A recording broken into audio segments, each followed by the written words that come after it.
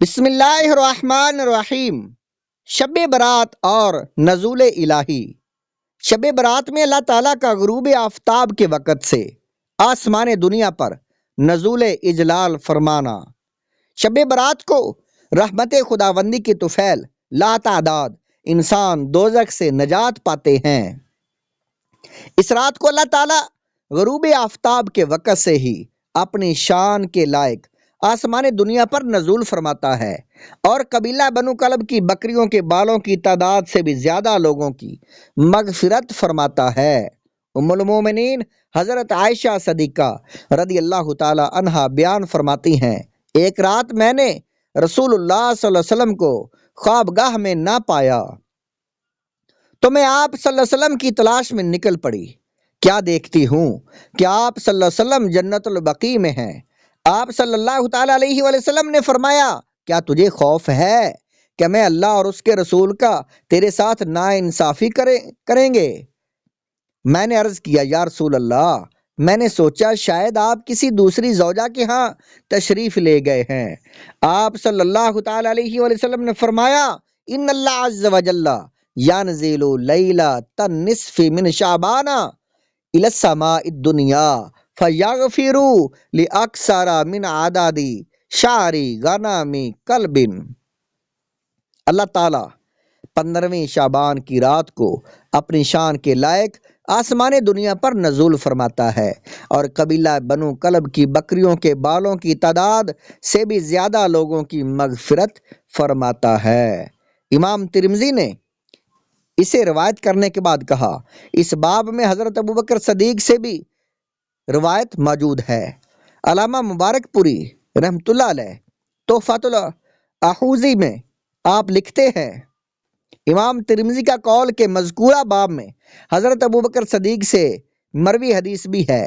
اس کی تخریج امام بزار اور بہقی نے قابل اعتبار سند کے ساتھ کی ہے۔ اسی طرح اس کو امام منذری نے الترغیب والترہیب میں باب الترہیب من تہاجر قطع تلقی سے ڈرانے کا باب اس باب میں بیان کیا ہے۔ جان لیں کہ شعبان کی 15ویں رات کی فضیلت میں کئی احادیث وارد ہوئی ہیں۔ ان بہت سی احادیث کا مجموعہ اس بات پر دلالت کرتا ہے کہ ان کی کوئی نہ کوئی اصل ضرور ہے۔ پس ان احادیث میں سے ایک مذکورہ حدیث بھی ہے اور یہ منقطع ہے۔ انہی احادیث میں حضرت عائشہ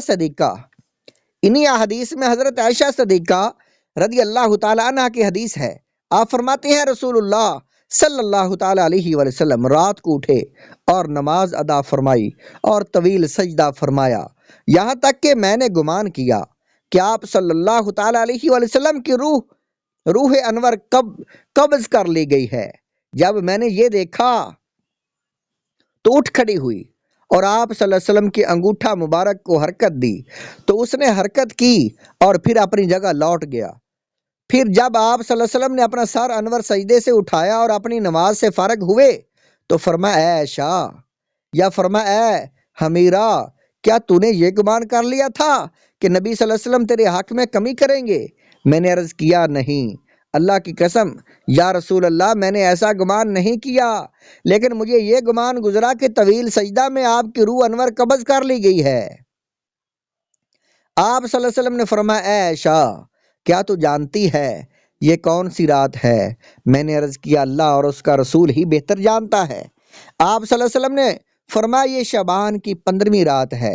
بے شک اللہ تعالیٰ نصف شعبان کی رات اپنے بندوں پہ نگاہ التفات فرماتا ہے تو بخشش طلب کرنے والوں کو بخش دیتا ہے اور رحم طلب کرنے والوں پر رحم فرماتا ہے اور بغض و کینہ رکھنے والوں کو ویسا ہی رہنے دیتا ہے، ان کی حالت کو نہیں بدلتا۔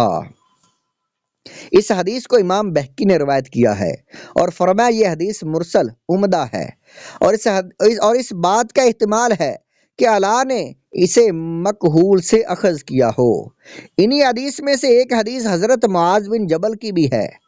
حضور نبی اکرم صلی اللہ علیہ وسلم نے فرمایا، اللہ تعالیٰ نصف شعبان کی رات اپنی تمام مخلوق پر نگاہ التفات فرماتا ہے۔ وہ مشرک یقینہ پرور کے سوا تمام مخلوق کو بخش دیتا ہے۔ امام منذری نے الترغیب و ترہیب میں اس حدیث کو ذکر کرنے کے بعد فرمایا، اسے امام طبرانی نے المعجم الاوسط میں اور ابن حبان نے اپنی صحیح میں اور بہقی نے روایت کیا ہے، اور ابن ماجہ نے اسے اپنے الفاظ کے ساتھ ابو موسیٰ اشعری کے طریق سے روایت کیا ہے، اور امام بزار اور بہقی نے اسی طرح کی حدیث حضرت ابو بکر صدیق رضی اللہ تعالیٰ عنہ کے طریق سے ایسی سند کے ساتھ بیان کی ہے جس میں کوئی سقم نہیں۔ ان حدیث میں حضرت عبداللہ بن عمر رضی اللہ تعالیٰ عنہ کی بیان کردہ حدیث ہے کہ رسول اللہ صلی اللہ علیہ وسلم نے فرمایا، اللہ تعالیٰ شبان کی 15ویں رات کو اپنی مخلوق کی طرف نظر التفات فرماتا ہے، اور 2 قسم کے لوگوں، کینہ پرور اور کسی جان کو قتل کرنے والے کے سوا اپنے تمام بندوں کو بخش دیتا ہے۔